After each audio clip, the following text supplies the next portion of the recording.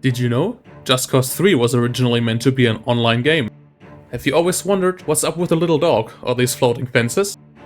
And have you ever looked at roads and thought they look just a little weird sometimes? Well, join me today because I'm here to answer these and many more questions. Starting with the best character of all time, Mario Frigo. His appearance is actually based on Roland Lesterlin, the game's director. The files for the Mario Soapbox Race Easter egg is named Mario Kart. Yes, misspelled with a C. Seems even Avalanche is scared of the Nintendo lawyers. A popular German YouTuber named Kronk has also made his way into the game. In the German version, he voices the guy on the Heat Radio. Aus irgendeinem Grunde bin ich hier gelandet und darf Heat sprechen, der Untergebene von General Ravioli. Ich finde, das wertet das Spiel aber auch auf. Ach, das ist mein Chef? Ja. Ach, das hätte ich ja wissen müssen. Ich dachte, er wäre ein Arsch. Ist auch ein Arsch. Ach so. Wie ist euer Status? Bitte kommen! Verdammt, bitte kommen! He originally wanted him to sound like a drunk general with a cigarette in his mouth, though they later toned him down to what he is now. The weapons defending Just Cause 3's main bases are called FOW. However, the meaning of this abbreviation is never stated anywhere in the game. It actually stands for Off Weapon. According to one of the game's writers, this was a placeholder that someone in the studio came up with, but the director used it so much that it stuck around. However, it's unknown what it stands for in other languages. When you try to leave Medici, you've seen this message warning you to go back, and if you ignore it, well, try it and tell me how it went. But what's more interesting is what's going on behind the scenes. Because if you go to the very edge of the map where the terrain ends, the game will for some reason start loading terrain on the completely opposite side of the map. Almost as if it was meant to loop around once you get to the edge, though it's probably just an oversight. The tornado in Just Cause 4 only ever roams the grasslands, but it can actually exist anywhere on the map. Well, almost. You can put it into the desert and rainforest, even alongside the other extreme weathers, but put it on top of the mountain and its rendering will fall apart. It creates some really interesting effects, depending on what's behind it, and only shows up below the camera, if at all. However, the physics are still there. This weird rendering only happens above a certain height. If you put the tornado just under the height limit, it will be super short. Go above it and it breaks. Waterfalls made a return in Just Cause 4, and you might know they're quite scuffed.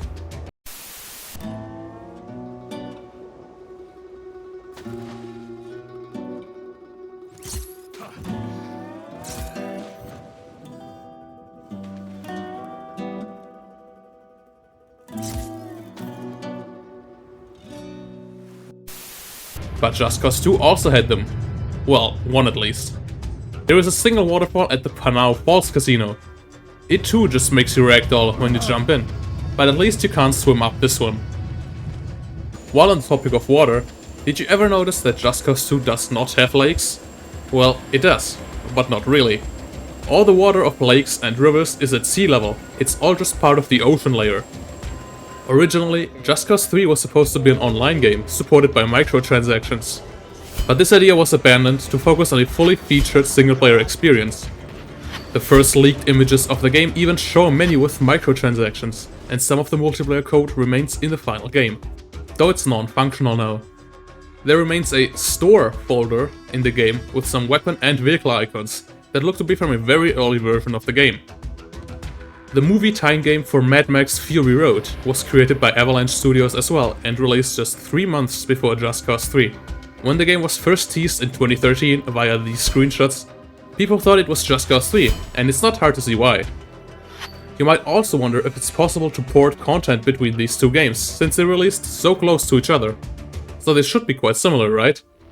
But that couldn't be further from the truth. They are nothing alike. Just looking at its files, Mad Max resembles Just Cause 2 a lot more, and tons of things are laid out very differently. It's almost like the Mad Max team simply took Just Cause 2 and then did their own thing. If Rico were to take off his grapple in Just Cause 3, you'd be in for a surprise, because the part of his arm under the grapple just isn't modeled. Kind of weird, seeing how in Just Cause 4 it is modeled, and a beta from half a year before the launch also has his arm modeled there. If you've played the first Just Cause, you might have noticed how every vehicle's engine kind of looks the same, And the image they used is actually a photo of a Nissan Skyline R34 engine. Just Cause 3 usually stops you from walking off of structures by making you unable to walk forward once you reach the edge. But there's a completely undocumented button to stop this. You can press Z or Y on your keyboard, depending on your layout, to disable this feature, and the game will just let you walk off. The little dog you can find in Just Cause 3 and 4 is actually a real dog. His name is Cramps, and he belongs to one of the developers, who himself is in the game as an NPC. In fact, several NPCs are modeled after people who worked on the game. There's probably way more than these handful, but these are the ones I know. A bunch of license plates are also Easter eggs to developer names, as well as Avalanche and Square Enix. The Scramps Easter egg was originally meant to be a little more crazy, with the developer stating, "Originally, we were going to have him airdrop from a garbage can and explode on the floor as a true companion, but it was scoped out, and we used him in collaboration with the Doge game mode." There's actually a weapon icon for the Scramps cannon left in the game's files, which was also made into a sticker and passed around at Avalanche. The currency of Medici is apparently called Recoin, according to this Bolo Santosi party poster from an Easter egg. It was confirmed in a developer interview that NPCs sometimes drive off of broken bridges on purpose, simply for comedic effect. The earliest look at anything Just Cause is this beta screenshot of Just Cause 1 that was shared a while back. Rico looks completely different, and so does the entire user interface. Though sadly, we have nothing else on this early version. And speaking of user interface, since Just Cause 3 and onwards, Avalanche uses Flash for the entire UI. Yes, that Flash. It's fairly easy to take a peek inside, and there are references to several unused aspects like train stations, safe houses, and a vehicle brain called Mad Scientist. The earliest look we have gotten at Just Cause 3 for now is this concept drawing, which, if you look closely, has a screenshot of an alpha version behind it. You can see part of the big wall, some SAMs, and early C4 UI, as well as some debug info in the top right. From the legend at the bottom, it also seems that parts of the wall would have been destructible. This build is approximately from mid-2013. The earliest looks at Just Cause 2 are these images, with the earliest looking one being this one here of Maria Kane and a very Just Cause 1 looking background. Another interesting one is this one here, with a much brighter looking environment than what we got in the final game. But wait, there's more. A developer video showed up an early animatic that outlined what the general gameplay and feel of the game should be like. Take a look.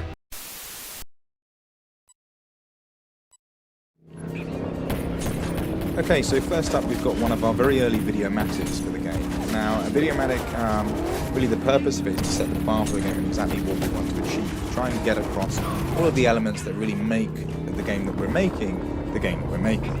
So in this instance, you can see a lot of things that actually made it from this very early sort of design phase up into the final game, clambering over vehicles. In fact, this sort of ice pursuit can be seen in Mission 4 of Just Cause 2.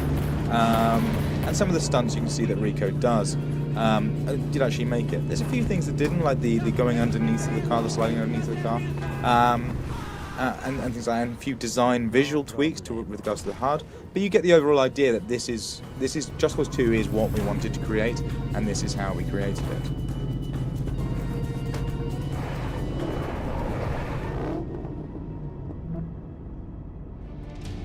They also showed off early environments, which are mostly snowy ones, with Rico having a completely different clothing, more fit for a colder climate. I will link the entire video below, so you can watch it in its entirety. The way we load mods in every Avalanche game since Just Cause 2 is actually an internal development feature. The drop zone folder and command we send to the game to enable the loading of mods is built into the game, presumably for the developers to load smaller changes to files, so the entire game doesn't have to be rebuilt for every small change. This was left enabled in Just Cause 2, so you just have to make a folder named Drop Zone and you can start adding mods. In all the other games, you need to send a command to the game to enable loading mods from this folder. And sadly, the very latest Avalanche games don't have this feature at all anymore, which means no more mods. Just Cause 3 has these fences to the north of the main island, just floating above the ocean. This is one of the few test areas that were left in the game, and the only one that was left enabled by accident.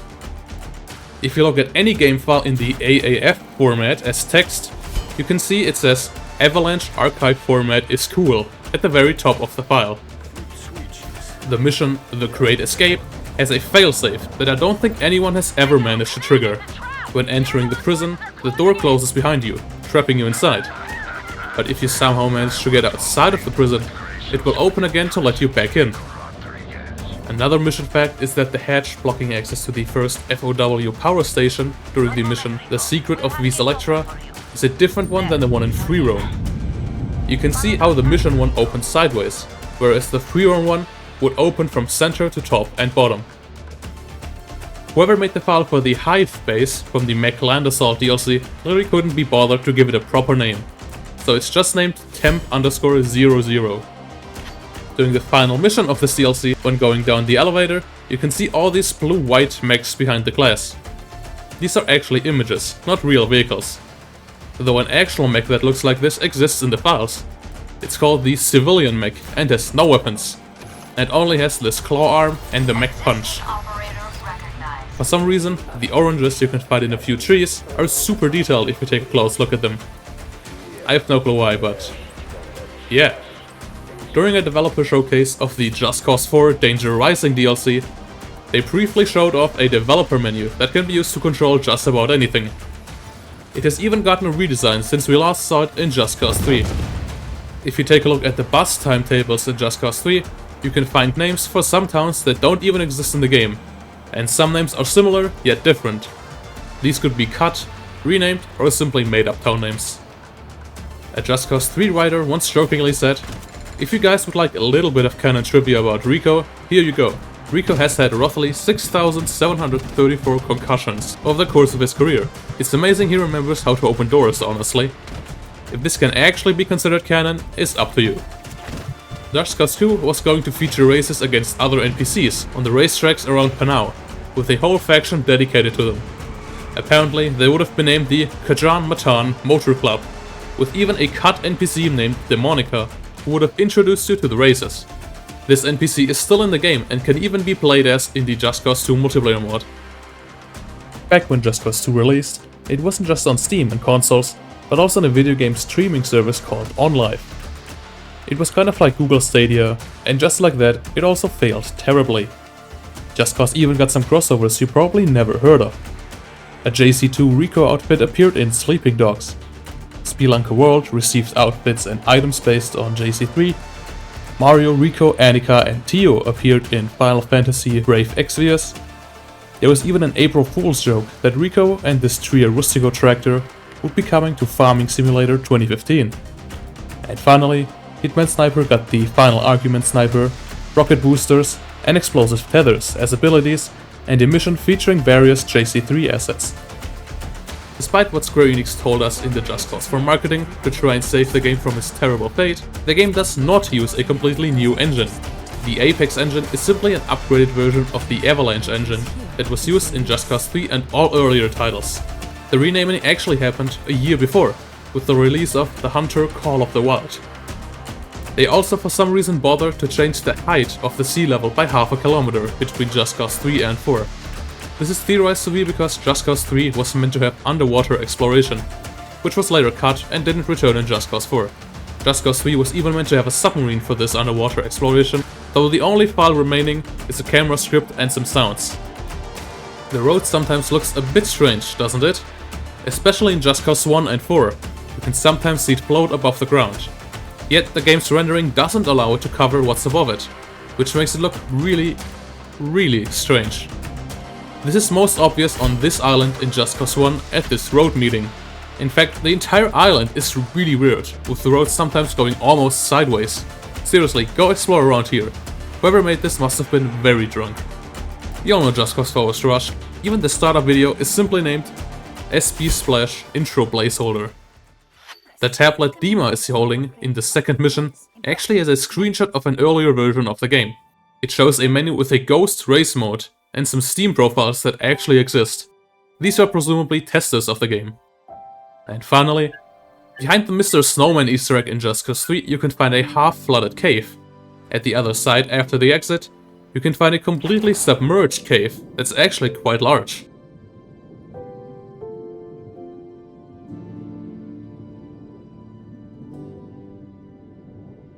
The half-submerged cave itself also has a hidden-ish secret. It's barely visible, but there's a small spherical side section you can enter like this.